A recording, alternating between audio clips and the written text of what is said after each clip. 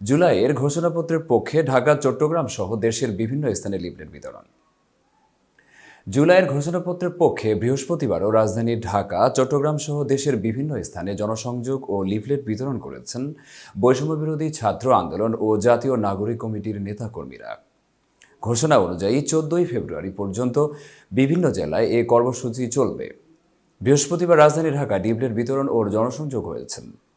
রাজধানী ধানমন্ডি, রমনা, পল্টন, মতিঝিল, শাহবাগ ও কামরাঙ্গীরচর এলাকায় এ লিফলেট বিতরণ করা হয়। ঢাকার বাইরে বরিশাল, চট্টগ্রাম, টাঙ্গাইল, পঞ্চগড়েও লিফলেট বিতরণ করা হয়েছে। এ সময় উপস্থিত ছিলেন বৈষম্যবিরোধী ছাত্র আন্দোলন ও জাতীয় নাগরিক কমিটির নেতাকর্মীরা। ঢাকার ধানমন্ডিতে জনসংযোগ ও লিফলেট বিতরণ কর্মসূচি শুরু হয় আজ বেলা ৩টায়।